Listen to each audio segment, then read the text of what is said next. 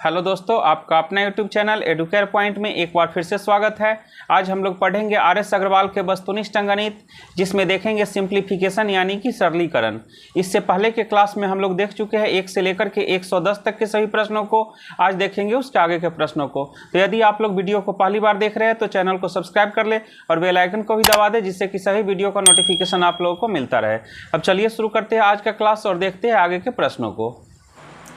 तो यहाँ पर प्रश्न है, वस्तुनिष्ठ प्रश्नों के एक प्रश्न पत्र में कुल 90 प्रश्न हैं। प्रत्येक ठीक उत्तर के लिए 5 अंक दिए जाते हैं तथा प्रत्येक त्रुटिपूर्ण उत्तर के लिए 2 और अंक काट लिए जाते हैं।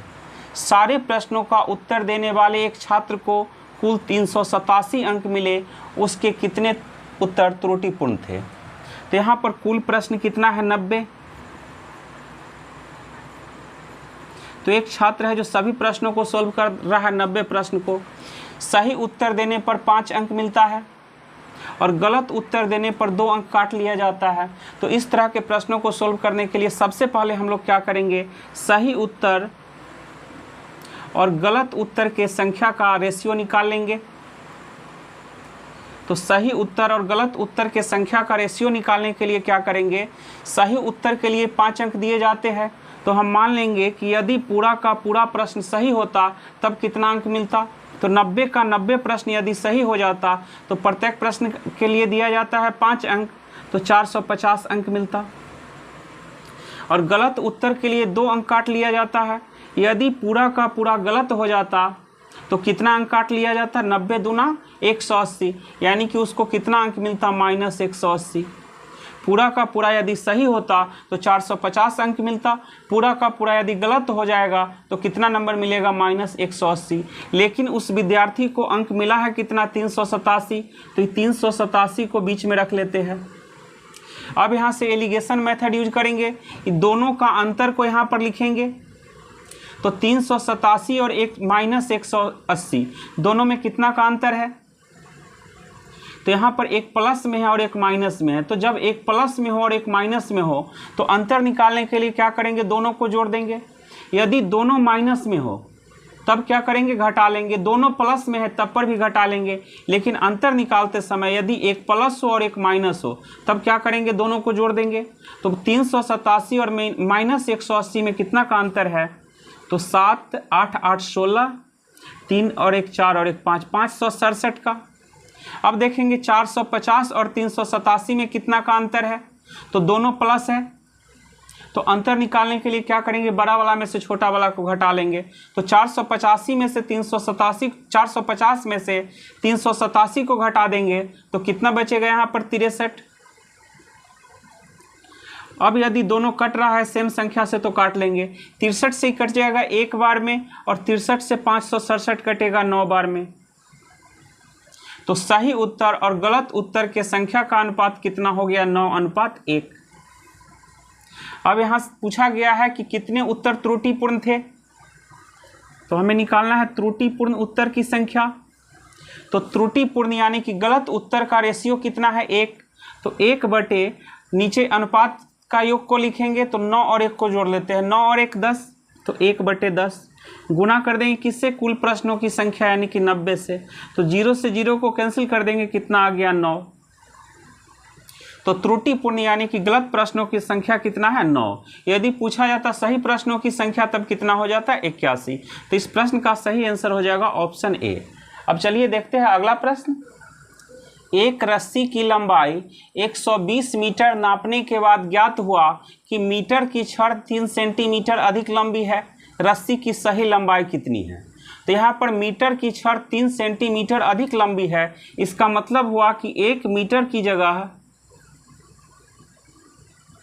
1 मीटर और 3 सेंटीमीटर नापा जा रहा है। तो 120 मीटर नापने के बाद पता चला है तो 120 मीटर के जगह कितना नापा गया होगा? तो 120 मीटर और 1 मीटर में 3 सेंटीमीटर अधिक नापा जा रहा है। तो 120 मीटर में कितना अधिक नापा गया होगा? तो 120 गुने 3 सेंटीमीटर। तो कितना अधिक नापा गया है? 120 गुने 3 यानी कि 360 सेंटीमीटर।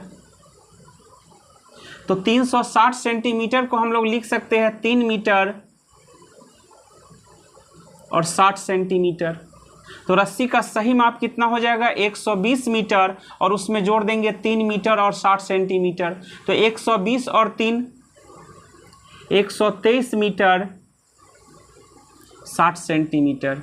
तो रस्सी का सही माप कितना हो गया 123 मीटर और 60 सेंटीमीटर, यानी कि ऑप्शन डी। अब चलिए देखते हैं अगला प्रश्न। एक छात्र ने किसी पुस्तक का 3/8 भाग एक दिन तथा शेष भाग का 4/5 भाग दूसरे दिन पढ़ा। यदि इस पुस्तक में शेष 30 पृष्ठ बिना पढ़े शेष हो तो पुस्तक में कुल कितने पृष्ठ है? तो हम मान लेते हैं कि पुस्तक में कुल पृष्ठ x है। अब यहाँ पर क्या कहा गया है, एक छात्र ने किसी पुस्तक का 3/8 भाग एक दिन मतलब पहला दिन तथा शेष भाग का 4/5 भाग दूसरा दिन पढ़ता है। मतलब पहला दिन कितना पढ़ रहा है 3/8 भाग, और जो पढ़ के बचता है उसमें से 4/5 भाग फिर पढ़ लेता है दूसरा दिन, और दूसरा दिन पढ़ने के बाद भी कितना पेज बचा हुआ रह जाता है तो 30 पेज। तो कुल पृष्ठ x है, जिसमें से पहला दिन 3/8 भाग पढ़ लिया जाता है, तो बचा हुआ कितना है 5/8 भाग। 3/8 भाग पढ़ने का मतलब है कि 8 भाग में से 3 भाग पढ़ लिया गया है, तो बचा हुआ कितना है 5 भाग, यानी कि 5/8। तो x का 5/8 भाग बचा हुआ है, और जितना बचा हुआ है उसमें से 4/5 भाग पढ़ रहा है दूसरा दिन। मतलब दूसरा दिन 5 भाग में से 4 भाग पढ़ रहा है, तो कितना भाग बचा हुआ है 1/5 भाग। और इसके बाद भी अभी कितना पृष्ठ बचा हुआ है 30 पृष्ठ, तो बराबर लिखेंगे 30। अब यहाँ पर 5 से 5 को कैंसिल कर देंगे, तो x बराबर कितना हो जाएगा 30 × 8, यानी कि 240। तो पुस्तक में कुल कितने पृष्ठ है 240। तो इस प्रश्न का सही आंसर हो जाएगा ऑप्शन ए। अब चलिए देखते हैं अगला प्रश्न। एक वृक्ष की ऊंचाई में प्रति वर्ष उसकी ऊंचाई के 1/8 भाग के बराबर वृद्धि होती है। यदि अब वृक्ष की ऊंचाई 64 सेंटीमीटर हो तो 2 वर्ष बाद इसकी ऊंचाई कितनी होगी? तो वर्तमान में वृक्ष की ऊंचाई कितनी है 64 सेंटीमीटर, और यहाँ पर क्या कहा गया है कि उसकी ऊंचाई में प्रति वर्ष उसकी ऊंचाई का मतलब जितना अभी ऊंचाई है उसमें 1/8 की वृद्धि हो जाती है। मतलब वर्तमान में यदि ऊंचाई 8 है तो 1 बढ़ के कितना हो जाएगा 9। यदि इस वर्ष 8 है तो इसके अगले साल यानी कि 1 साल के बाद कितना हो जाएगा 9। तो 1/8 का वृद्धि हो रहा है, तो 1 साल के बाद कितना हो जाएगा 9/8। फिर उसके अगले साल यानी कि 2 साल के बाद कितना होगा 1/8 का वृद्धि होगा, तो 1 में 8 में 1 जोड़ देंगे तो 9/8। तो 8 से काट देंगे 8 8 64, फिर 8 से 8 को कैंसिल कर देंगे तो कितना आ जाएगा 9 9 81। तो 2 साल के बाद पेड़ की ऊंचाई कितनी हो जाएगी 81 सेंटीमीटर। तो इस प्रश्न का सही आंसर हो जाएगा ऑप्शन सी। अब चलिए देखते हैं अगला प्रश्न। कुछ टॉफियाँ 540 बच्चों में बराबर बराबर बांटी जानी थी, परंतु 120 बच्चों के अनुपस्थित रहने के कारण तथा टॉफियों को उपस्थित बच्चों में बराबर बराबर बांटे जाने पर प्रत्येक को 4 टॉफियाँ अधिक मिली। पहले प्रत्येक बच्चों को कितनी टॉफियाँ दी जानी थी? तो यहाँ पर बच्चों की संख्या कितना है? बच्चों की संख्या है 540। हम मान लेते हैं कि प्रत्येक बच्चे को 1 टॉफी दी जानी थी।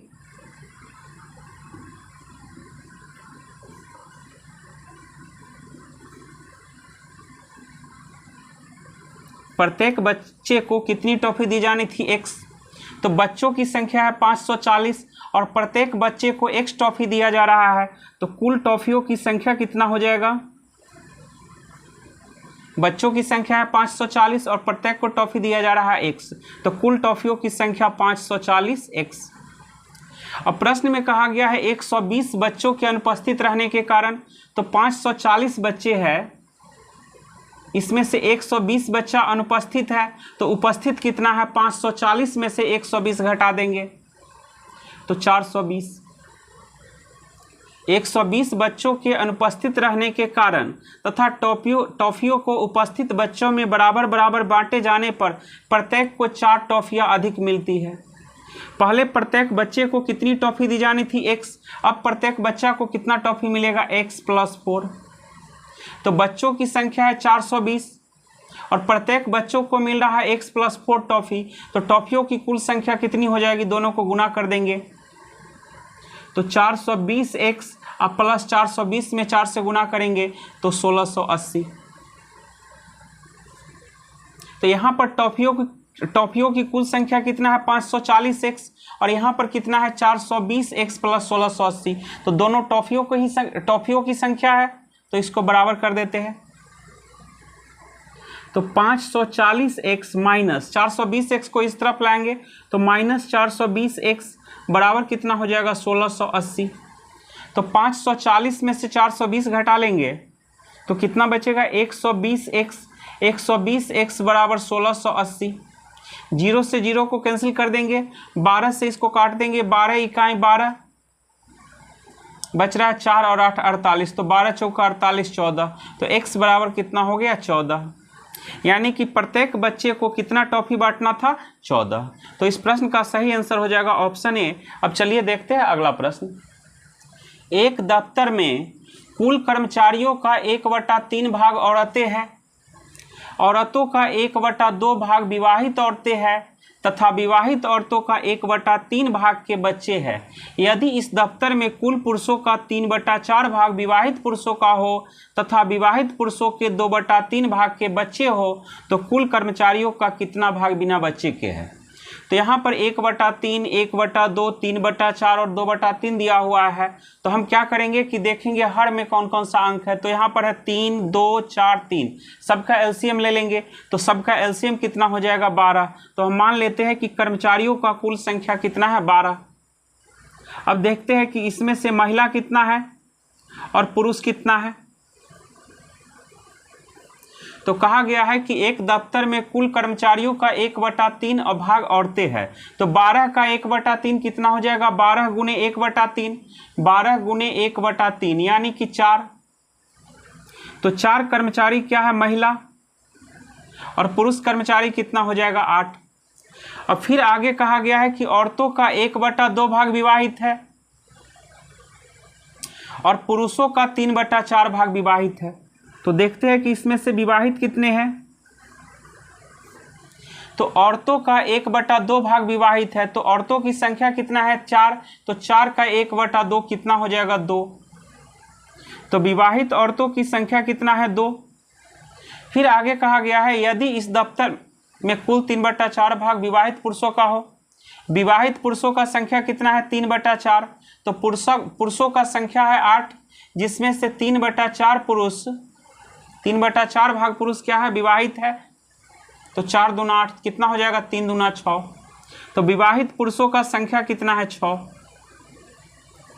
फिर आगे कहा गया है विवाहित औरतों का 1/3 भाग के बच्चे हैं। तो विवाहित औरतों का संख्या कितना है, 2। अब देख लेते हैं कि इसमें से बच्चे कितने के पास है। तो 2 औरतें विवाहित है और इसमें से 1/3 भाग के पास बच्चे हैं। तो 2 गुने 1/3 यानी कि 2/3 औरतों के पास बच्चे हैं। फिर आगे कहा गया है विवाहित पुरुषों के 2/3 भाग के बच्चे हैं। तो विवाहित पुरुषों का संख्या कितना है, 6 और इसमें से 2/3 भाग के बच्चे हैं। तो 6 में गुना कर देंगे 2/3 से। तो 3 दूना 6 कितना आ गया, 4। तो 4 पुरुषों के पास बच्चे हैं।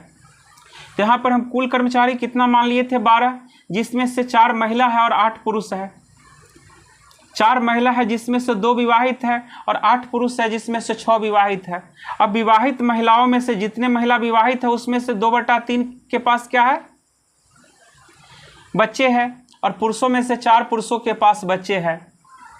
तो कितने कर्मचारी के पास बच्चे हैं, कर्मचारी जिनके पास बच्चे हैं,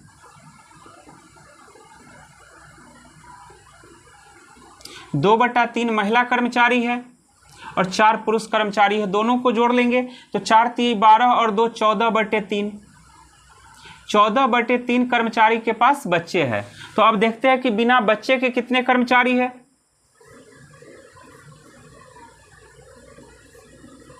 कुल कर्मचारी का संख्या कितना है, 12। जिसमें से 14/3 कर्मचारी के पास बच्चे हैं। तो बिना बच्चे के कितने हैं? 12 माइनस 14/3। तो 12 तिये 36, 36 में से 14 घटा देंगे तो 22/3। 22/3 कर्मचारी के पास बच्चे नहीं है। प्रश्न में यही चीज पूछा गया है कि कितना भाग बिना बच्चे के है। कुल कर्मचारियों का कितना भाग बिना बच्चे के है? तो कुल कर्मचारी कितना है? 12, जिसमें से 22/3 कर्मचारी बिना बच्चे के है। तो 22/3 कहा गया है कुल कर्मचारियों का कितना भाग, तो कुल कर्मचारी का संख्या से भाग दे देंगे। 22/3 कर्मचारी बिना बच्चे के है और कुल कर्मचारियों का संख्या कितना है? 12। अब यहाँ पर काट देंगे 2 से। 11 दूना 22 और 6 दूना 12। तो 11/3 गुने 6 तो कितना आ जाएगा? 11/18। यानी कि 11/18 कर्मचारी के पास बच्चे नहीं है। तो इस प्रश्न का सही आंसर हो जाएगा ऑप्शन सी। अब चलिए देखते हैं अगला प्रश्न। ए का भार बी के भार से 15 किलोग्राम अधिक है। यदि दोनों का कुल भार 135 किलोग्राम हो तो बी का भार कितना है? तो यहाँ पर दो व्यक्ति है, ए और बी। कहा गया है ए का भार बी के भार से 15 किलोग्राम अधिक है। तो बी के भार को हम मान लेते हैं x किलोग्राम। तो ए का भार कितना हो जाएगा? बी के भार से यानी कि x से 15 किलोग्राम अधिक, तो x + 15। ए का भार बी के भार से 15 किलोग्राम अधिक है। यदि दोनों का कुल भार कितना है? तो जोड़ लेते हैं दोनों को, x + 15 और x को, तो 2x + 15। दोनों का कुल भार कितना है? 135 किलोग्राम। तो बराबर लिख देते हैं 135। तो 2x बराबर कितना हो जाएगा? 135 माइनस 15 प्लस 15 को दूसरी तरफ ले गए तो -15। तो 2x बराबर कितना हो जाएगा? 120। अब इसको काट देते हैं, 60 दूना 120। तो x बराबर कितना हो जाएगा? 60। तो b का भार कितना है? x यानी कि 60 किलोग्राम। तो इस प्रश्न का सही आंसर हो जाएगा ऑप्शन सी। अब चलिए देखते हैं अगला प्रश्न। एक व्यक्ति ने 60 पैसे तथा 35 पैसे वाले कुल 147 टिकटें खरीदी। इस पर कुल 68.20 रुपये खर्च किए। उस व्यक्ति ने 35 पैसे वाले कितने टिकटें खरीदी? तो हम मान लेते हैं कि 35 पैसे वाले टिकटों की संख्या कितना है? x। तो 60 पैसे वाले टिकटों की संख्या कितनी हो जाएगी? एक व्यक्ति ने 60 पैसे तथा 35 पैसे वाले कुल कितने टिकट खरीदे हैं? 147। तो 147 में से x टिकट 35 पैसा वाला है, तो 147 माइनस x, इतना टिकट हो जाएगा 60 पैसे वाला। और कुल खर्च कितना लगा है? तो 68.20 रुपये। तो 35 पैसे वाले टिकटों का संख्या कितना है? x। तो इसका मूल्य कितना हो जाएगा? 35x पैसा। अब 60 पैसे वाले टिकटों का संख्या कितना है? 147 माइनस x। तो दोनों को गुना कर देंगे। 147 माइनस x में गुना कर लेते हैं 60 से। तो 0 6 7 42, 6 चौक 24 और 4 28 का 8 हाथ में 2, 6 इकाई 6 2 8, 8820 माइनस 60x। 35 पैसा के टिकटों का कुल मूल्य कितना हो गया? 35x। और 60 पैसे के टिकटों का कुल मूल्य कितना हो गया? 8820 माइनस 60x। और कुल टिकटों का मूल्य कितना है? 68.20 रुपये। तो इस रुपये को बदल लेंगे पैसा में। तो पैसा में बदलने के लिए क्या कर देंगे? इसमें 100 से गुना। तो 68.20 में 100 से गुना करेंगे तो हो जाएगा 6820। और 35x माइनस 60x, तो 35x में से 60x घटा लेंगे तो कितना बचेगा? -25x बराबर 6800 प्लस 8820 को दूसरे तरफ ले जाएंगे। यहाँ पर 6820 है, 8820 को दूसरे तरफ ले जाएंगे तो -8820। तो -25x बराबर कितना हो जाएगा? 8800। यहाँ पर है 6820, इसमें से घटाना है 8820, तो कितना बचेगा? -2000। अब दोनों तरफ माइनस है तो माइनस से माइनस को कैंसिल कर देंगे। तो x बराबर कितना हो जाएगा? 2000/25। अब 25 से इसको काट देंगे, कितना बार में कटेगा? 80 बार में। तो 35 पैसा के टिकटों का संख्या कितना हो जाएगा? 80। और यदि पूछा जाता 60 पैसे के टिकटों की संख्या कितनी होगी तो 147 में से 80 घटा देते। तो इस प्रश्न का सही आंसर हो जाएगा ऑप्शन डी। अब चलिए देखते हैं अगला प्रश्न। टेनिस के कुछ गेंदें 450 रुपये में खरीदी गई। यदि प्रत्येक गेंद का मूल्य 15 रुपये कम होता तो इतने ही धन से 5 अधिक गेंदें खरीदी जा सकती थी। कुल कितने गेंदें खरीदी गई? तो हम मान लेते हैं कि कुल गेंदें खरीदी गई x, और x गेंद खरीदने में कितना खर्च हो रहा है? 450 रुपये। तो एक गेंद का मूल्य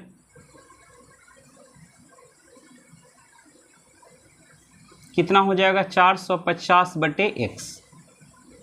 आगे कहा गया है यदि प्रत्येक गेंद का मूल्य 15 रुपये कम होता तो इतने ही धन से 5 अधिक गेंदें खरीदी जा सकती थी। तो पहला स्थिति में गेंद कितना खरीदा गया है? x, और यदि प्रत्येक गेंद का मूल्य 15 रुपये कम होता तो कितनी गेंदें खरीदी जा सकती थी? 5 अधिक गेंदें, यानी कि x + 5। तो 450 रुपये में जब x + 5 गेंदें खरीदी जा सकती थी तो एक गेंद का मूल्य कितना होगा? 450/x + 5।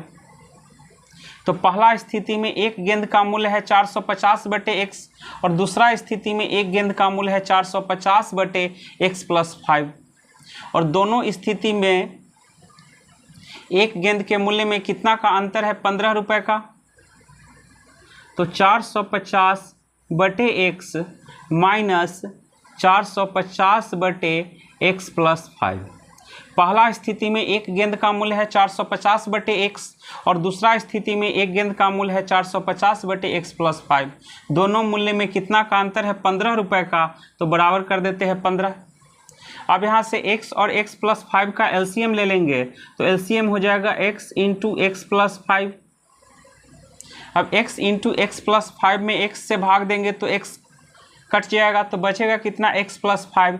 तो x + 5 में 450 से गुना करेंगे तो 450x प्लस 450 में 5 से गुना करेंगे तो हो जाएगा 2250 माइनस। अब x × x + 5 में भाग देंगे x + 5 से तो x + 5 से x + 5 कैंसिल हो जाएगा। तो यहाँ पर बचेगा कितना? x में गुना कर देंगे 450 से तो 450x बराबर 15। अब यहाँ पर है 450x प्लस और 450x माइनस, तो दोनों को कैंसिल कर देते हैं। तो 2250/x में x से गुना करेंगे तो x² प्लस x में 5 से गुना करेंगे 5x बराबर 15, और 15 से काट देंगे 2250 को तो ये कट जाएगा 150 बार में। तो x² + 5x + 5x बराबर कितना हो जाएगा? 150। तो x² + 5x माइनस 150 बराबर कितना होगा? 0। अब इसका गुणनखंड कर लेते हैं तो x² प्लस यहाँ पर 5x को दो पार्ट में ऐसे तोड़ना है कि जोड़ने या घटाने पर कितना रहना चाहिए? 5x, और गुना करने पर कितना हो जाना चाहिए? -150। तो x² plus 15x minus 10x, 15x minus 10x तो कितना बचेगा? +5x। अब +15 और -10 में गुना करेंगे तो कितना हो जाएगा? 150। तो -150 बराबर 0। अभी दोनों में से x कॉमन ले लेते हैं तो कितना बचेगा? x + 15, और ये दोनों में से कॉमन ले लेते हैं -10 तो कितना बच जाएगा? x + 15 बराबर 0। अभी दोनों में कॉमन क्या है? x + 15, तो x + 15 बराबर 0। x + 15 कॉमन ले लेते हैं तो इसमें से क्या बच जाएगा? x, और इधर से बच जाएगा -10 बराबर 0। तो x + 15 बराबर 0, तो x बराबर क्या हो जाएगा? -15। तो गेंदों की संख्या माइनस में नहीं हो सकती है तो x का मान -15 नहीं होगा। अब लेते हैं x - 10 बराबर 0, तो x बराबर क्या हो जाएगा? 10। तो गेंद का संख्या कितना हो जाएगा? 10। तो इस प्रश्न का सही आंसर हो जाएगा ऑप्शन ए। अब चलिए देखते हैं अगला प्रश्न। 300 पृष्ठों वाली एक पुस्तक के पृष्ठों को गिनने हेतु कितने अंकों की आवश्यकता होगी? तो कोई पुस्तक है जिसमें 300 पृष्ठ है और पृष्ठ को हमें गिनना है और पता करना है कि उसमें कितने अंकों की आवश्यकता होगी। तो जब भी हम पृष्ठ को गिनेंगे तो पहले गिनेंगे 1 से लेकर के 9 तक। तो 1 से लेकर के 9 तक 9 पृष्ठ ऐसा है जिस पर एक एक अंक लिखा हुआ मिलेगा। जैसे 1 2 3 4 5 6 7 8 9 सब पर एक एक अंक ही लिखा हुआ मिलेगा। फिर जैसे ही हम 10 से शुरू करेंगे तो 10 से लेकर के 99 तक कुल 90 पृष्ठ है जिस पर 2-2 अंक लिखा हुआ मिलेगा। जैसे 10 लिखा हुआ है, 10 11 12 13 इसी तरह 99 तक सब पर कितने कितने अंक है, 2-2 अंक है। उसी तरह फिर जब 100 से शुरू करेंगे तो 100 से लेकर के 300 तक कुल 201 पृष्ठ होगा जिस पर 3-3 अंक लिखा हुआ मिलेगा। जैसे 99 के बाद आएगा 100 101 102 300, तो सब पर कितना कितना अंक है, 3-3 अंक। तो 1 अंकों वाले पृष्ठों की संख्या कितना है, 9। 2 अंक वाले पृष्ठों की संख्या कितना है, 90। और 3 अंक वाले पृष्ठ का संख्या कितना है, 201। तो 1 अंक वाले पृष्ठ का संख्या कितना है, 9। तो 9 में 1 से गुना कर देंगे तो कुल अंक कितना हो जाएगा, 9। 2 अंक वाले पृष्ठों का संख्या कितना है, 90। तो 90 में 2 से गुना कर देंगे तो कुल कितना अंक हो जाएगा, 180। और 3 अंक वाले पृष्ठों का संख्या कितना है, 201। तो 201 में 3 से गुना कर देंगे तो कितना अंक हो जाएगा, 603। अब हमें पता करना है कि 300 पृष्ठों वाली पुस्तक के पृष्ठों को गिनने हेतु कितने अंकों की आवश्यकता होगी। तो कुल अंक कितना हो जाएगा, 9 और 3 12, 8 और 1 9, 6 1 7, 792। तो इस प्रश्न का सही आंसर हो जाएगा ऑप्शन डी। तो दोस्तों आज का क्लास हम यहीं पर समाप्त करते हैं। अगले क्लास में देखेंगे इसके आगे के प्रश्नों को। तब तक के लिए धन्यवाद।